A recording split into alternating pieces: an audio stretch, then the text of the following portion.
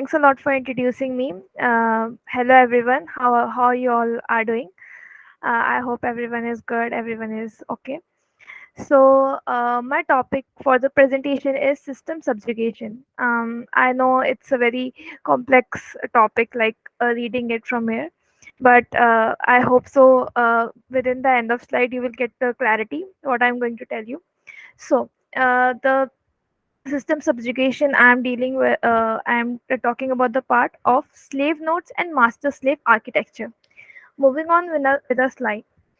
My presentation will consist of introduction to relational and non-relational database, network traffic, single point of failure, remote procedure connection, system design, scaling, load balancing, database sharding, cost or reliability issues, caching, master node, slave node, master slave architecture, master slave communication, master slave architecture with caching, conclusion and comparison. Moving ahead. What you guys understand about by system subjugation? Reading it as whole system subjugation, we guys confuse a lot, like what actually it is in whole. So try to divide it in two parts: system and subsystem. So system, you can see, is it's a system is like a whole component in itself. For example, our body system, our computer system. So it basically consists of components with a mechanism, a logic, and there is a access through a particular interface designing. This all consists of system. But what is a subsystem? Subsystem is a system in itself. Okay, so what does it actually mean? It actually means when a particular system inherits some properties or a particular parent system using some predefined access capability rules, or you can say protocols, within some abstractions, within some necessary details only, so it could contains in a subsystem. Moving ahead, I hope you get the clarity what actually system subjugation is. Moving ahead. And then what about the connection? Okay, we heard about system and we have a subjugation, but how they are all are connected to each other? So we get this question a lot. They are connected through a basic constraint. For example, data security. Data is a very integral part of life, but we don't know what its actual significance is. So in a system subjugation, it is also a very important part because it is how it communicate. It become a scalable, portable, compatible to the user and developers, and the architecture also depend upon the individual categories. So now let's we deep dive into the individual categories, and let's go through some basic system design concepts before deep diving into the actual motive of the presentation. There is a user. He or she wants the traffic to be clear, isn't it? So who wanna wait in the long queue and suffer? Like for example, when we are in a hurry to rush to our destination, we stuck to traffic and we want it to be clear and reach to our destination as soon as possible. And that's also same thing happens with system design also. I hope so ki some of you have know about TTL, error control, flow control, and some of the and little bit idea of data link layer or network layer. So if you don't know about it, no issue, because it's too much computer network and it's actually not required here. You heard about bandwidth, right? For example, you go somewhere, you have something. You are talking about a person. When we are in the work, we see that this person have that much bandwidth to complete this work, this much person have that much bandwidth. So what actually bandwidth is?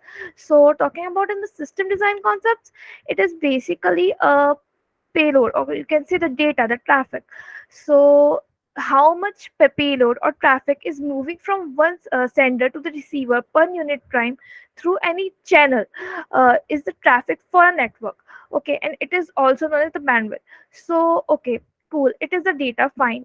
So how will you deal with the data?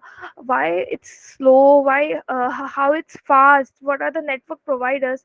Is there any reason behind it? So we will talk about in much detail in the further slides. Moving ahead. Okay. So since we talk about data, how can we forget about database? So let's travel back through time machine. SQL versus MongoDB. Well, we have the structure schema. We have 10 tables and inserted records in it, and updated as per time, obviously, and also selected and returned the data requested by a user. Looking cool. Okay, fine. Structure data is readable from a developer point of view. But what happened is the schema of the structure. If the schema change or the original structure, can an attribute be vary? For example, there are certain parameters when a person receives something from got wanted to get a scholarship. So it depend upon certain parameters. It's not only about his scores, it's not only about his name or uh, uh, the parameters of students like DOB, that there are many parameters within the student that could be acknowledged when getting to a scholarship. Okay, but why is this comparison? Yeah, so you accept attributes can vary, right? Because depend upon a different use case. So that's how schema is the design of the attributes, like the table design, so it's also can vary, obviously. So moving ahead with it, discussing it further. So do we need to create a separate tables and used to have a many joint statements like that? Is it really feasible? Like it can consume so much of the time. So here comes a picture of NoSQL. Uh, uh, if a person says, I don't need a table, I can rather handle unstructured or semi-structured data. So for that, we have NoSQL. So developer is happy because it's what they need, less time and more output. So comparing between the two, SQL is far readable and compatible and faster, but NoSQL, it depends. So they both have two properties. NoSQL for base is a property for NoSQL, and asset is a property for SQL. So base is not always satisfiable when we talk about different use cases, but asset, atomicity, consistency, isolation, durability, these are very basic, very satisfiable when we talk about various use cases. So partial consistency can never lead to all. What happens is, there is sometimes the data is there, sometimes not there, so there is a partial consistency that happens, that is always not best. But yeah, to choose between SQL or NoSQL, it is subjective, a matter of time. It depends upon what use case we are dealing with. So, but guys, did the comparison really matter to the end user we are discussing here? He needs his data to be served and done in the most efficient way. To him, my SQL is, if not working, you should use other SQL, right? So talking about that.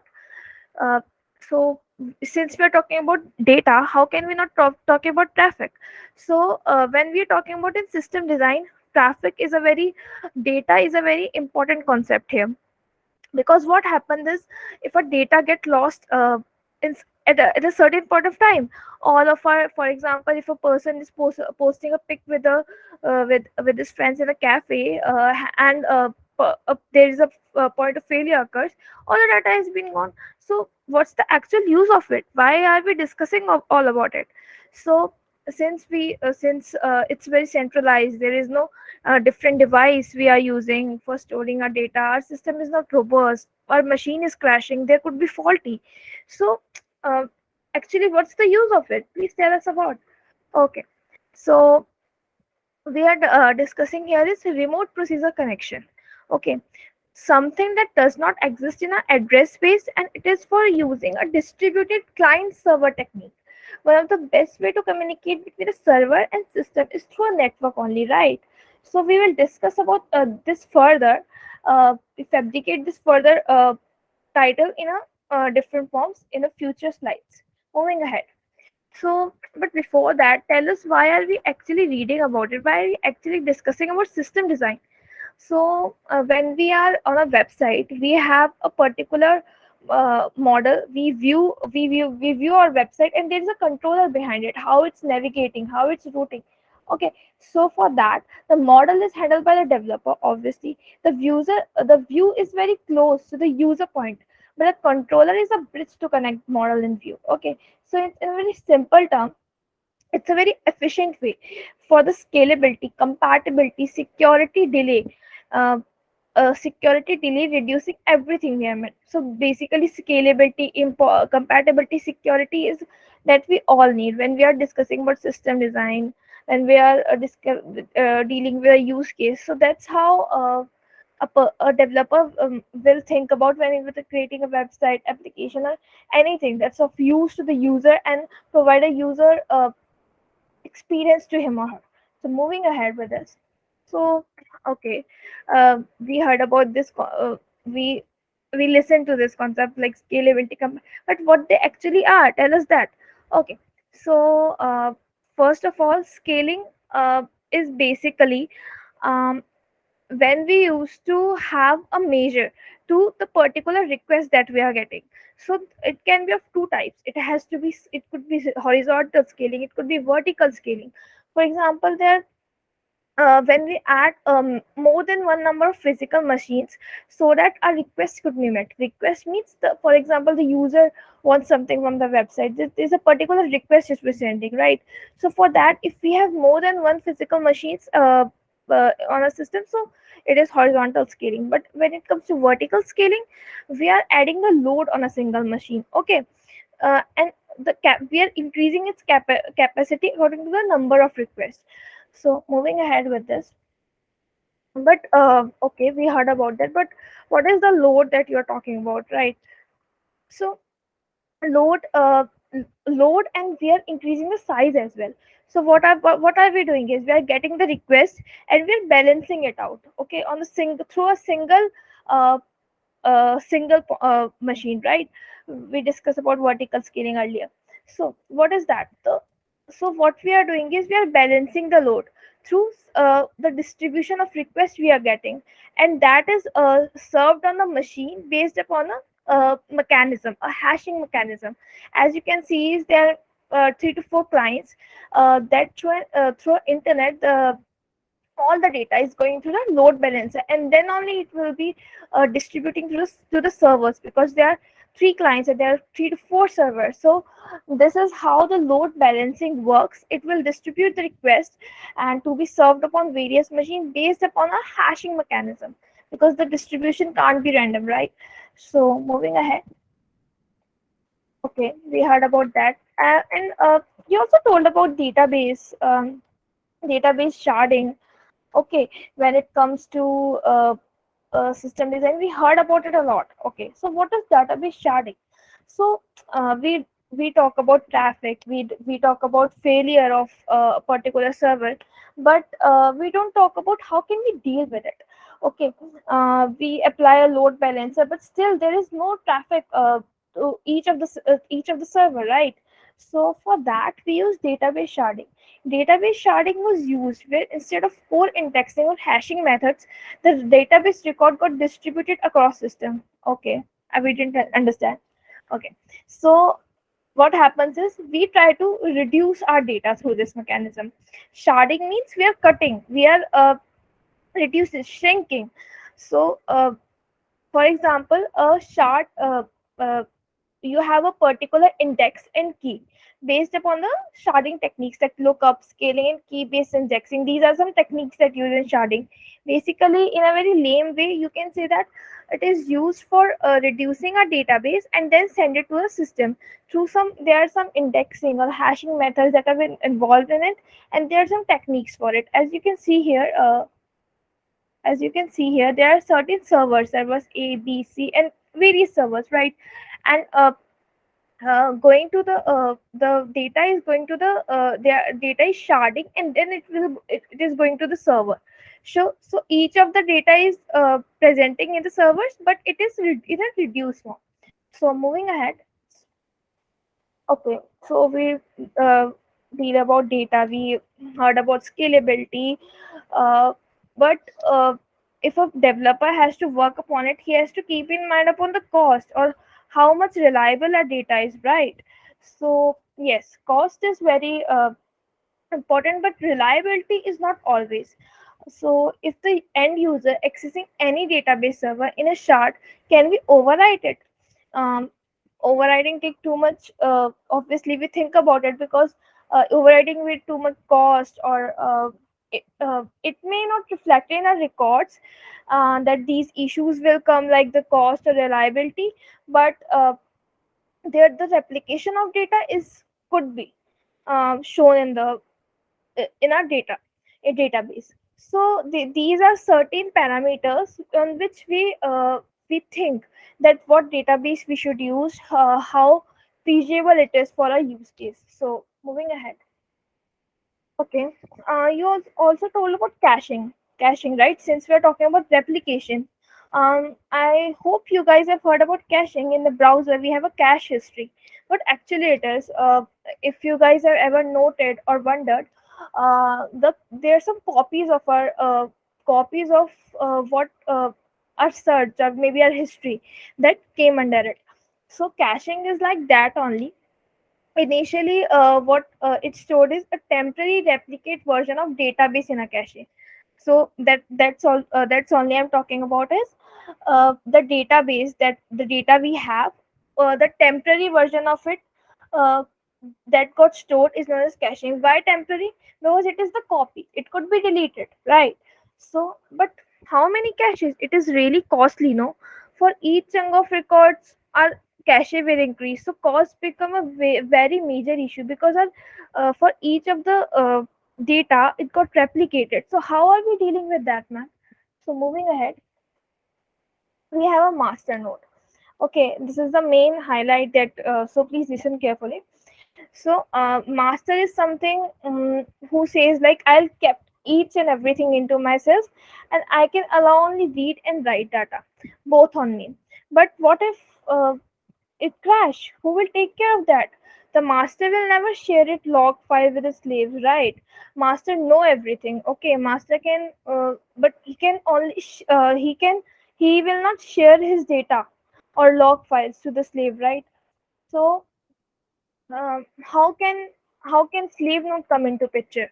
So um, it said that okay, I'm here, but you can do one thing. If you can't share the whole log file, you can replicate the data among us. Okay, replicate means copy the data among us. We promise we won't allow anyone to modify the data and write on us. We will just allow them to read. You're getting my point.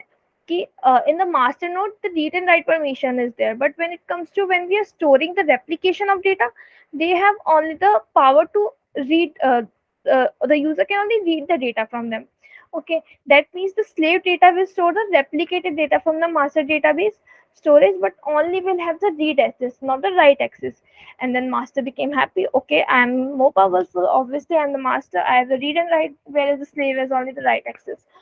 So I'm moving ahead. This is the basically a diagram you can show. There's a client, there's a master, and there are two slaves. Master, see, the master is only one, but there are two slaves involved. Why? Because data is big. Data is big. Data needs to be read. But whereas in the master have both the access of reading as well as the writing. So whole the data can be stored in the master itself.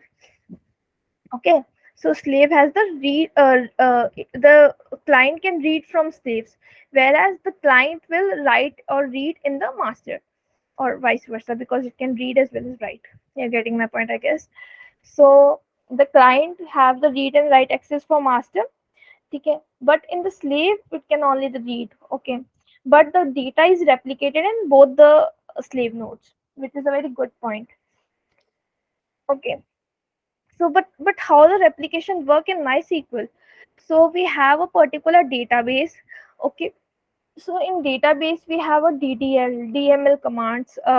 I don't go in much detail in them, but they are the modification or definition language that we are talking about. So they has a particular dumps, the dumps of data. Okay, so if we have a dumps of data, we have a log as well. Okay, so when the log is got situated to a database, or we take the data from that log, so that's how SQL is work. So what happens is the slave connects to master, and there's an input output thread for the data, and there is my binary log generation. Log is basically, for example, you will say I'm very speaking in a very general term when there is a word log. So there are many pieces to it. So that's how there are many data, like you can say metadata. Okay, so log is like that, and there is SQL thread applies to the data. Okay, so we already told about this. The master slave communication is, for example, a client can read and write on master. Master stored a copy to the slave. Okay, you can have my copy, but you can't have the read and write permission. You can only have the read permission. That's how master slave works. We can create. Okay, so there are heterogeneous database replication. We can create a replication. So that's these are some use cases. We can create the copy from the SQL based master to no SQL based slave. Okay, so this is just to look into it. I don't need to go in much detail into it. Okay, moving ahead. Master slave architecture with caching. Now, here we will also talk about cost, right? Cost is not a huge headache. Okay, this model can be really useful. They further store the temporary data for all the server, and it can increase the capacity for the faster access. Okay, because you can have many sleeves, and if a particular person need to access the data, he can go to each of any of the slaves, or it whatever it will do, it will increase the access of the user from the particular slave node, and the data can be easily um, look into. And cache coherence, and that's how the reliability of the structure can also be increased. A person can reliable on this particular architecture, right? Moving ahead. Now, the slides are already being completed. I've already told about how the communication is happening, what are the significance, what are the parameters that we are going to be dealing with when we are looking into system design and the communication of master and slave nodes. So, when we deal about now, you go into your use cases, your projects, and you talk about database sharding, centralized storage, or master slave. What will you prefer, right? We will think about it. I will going to centralize, I will go to distribute it, or I am going to database sharding. So it depends. Frankly, it depends upon the requirements that you were building. Okay. Now we talk, since we are talking mostly about cost, reliability. So how, please tell me what will be cost effective. So cost effective is a centralized thing, but when we talk about network traffic, fault tolerance, and scalability, database sharding is very important, because it will reduce the data, optimize our basically optimize our data, and help to send the traffic over to the system. Okay, now when we talk about this reliability, maintaining the security and fault tolerance, okay, so we are going from end user access, you can say. So that's how we come into picture is master slave. It will be help in all of our communication, reducing the error. We can, it's very reliable as well, and the security also issues can also be reduced. So to conclude, all three, they are equally important, but it depends upon the use cases and requirements as well. Okay, that's all about the PPT. Now I'll go into hands-on session. Before that, any question, any queries, you feel free to ask. I think we can start with the hands-on session, Preeti. Thank you. Sure, sure. Okay.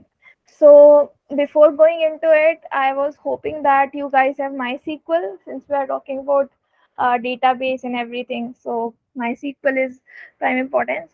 So what I'm doing here is I am just forget all about it. I will just tell what I'm actually doing. Please don't look into the code firstly, okay?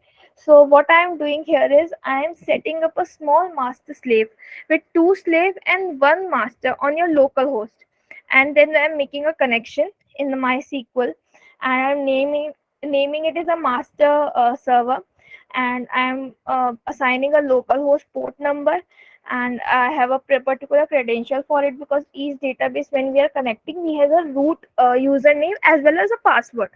And then I created a database, then I created a table and everything. Moving on.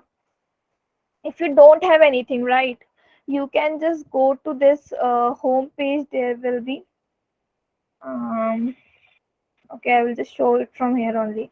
So if I go to the, okay, you can go to connect to database. right? If you have nothing, right, connect to database, and there it will come. The standard connection is the localhost connection, you can say. See, the localhost connection, there's a port assigned to it, there's a username as well as a password. It will store in the vault, but initially you have to give a particular password to your username. Okay, so what we are doing here is, in a master we have created a database. We have created a database, customer details, and we have created some tables in it. For example, here I have created a customer details database. In that I have table customer, right? You can see here, I have provided an ID, title, address, and character. Okay, so see, you can see here, call it's a ID, title, address. Okay, so after that, there are certain values also assigned to it. Let me just a second. um, okay, I will just tell about what actually is happening. Okay, then we have to create another two connection. These are the slave nodes. For creating the slave nodes, these are some basic insert queries. When we have to add values to our particular database table, we use these insert queries. Okay, so it has certain values to it. Then we have created a view for it as well as. So but we are talking about the slave nodes. Moving on to the slave nodes, we have created uh, a particular user. This is the username as well as with a particular password it got assigned to. Okay, so two slave nodes we have created, and we have assign a particular ports for them to connect. And the host is not say the host is the same as local host, but the ports are different. You can see here, right? So okay, we got this, but we have a different username as well as password for them, so that it can come back to a master server. But since we are also creating the slave nodes, we have to give the privilege to user for your database in master server for slave. For example, uh, uh, for each of the master can only write and slave can only read. So we have to create user as slaves for your slave. For example, you have to give access. Master have the read and write access, right? But you have to give access to the slave nodes, so that they have the are only dependent upon the master node, right? For access, for getting the access to the data. So that's how we are giving the privilege to the slave by using grant as a command. And it will go from table to this particular username, this particular slave node. These two slave nodes we are giving the command, and it can be created through create grant, it giving the privilege to that user for reading only, and whereas create user, like you can say here, is it for the access of the user. Grant is for giving privilege, and create is for creating giving the access to the user. Okay, now we have done everything. We are checking that in the slave. Wait a second. Um, um, okay, it's already been developed. That's why giving the output like this. Mm, okay, I will just tell it from here because uh, yeah, I will just tell it from here because it already been created. Will give the issue. So in the in after this, you can check whether the slave you can connect and only uh, read and not write, and the master that you have created is a read or write permission, right? So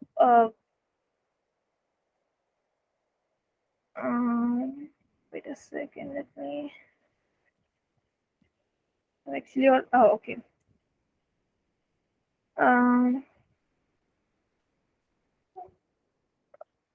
I've already created this, that's why it's not. um Basically that's that, I think. So you guys can easily try this hands on and try to connect your master and slave node through the particular tables and the queries that will be created. If there is any issue, let me know. That's all from my side.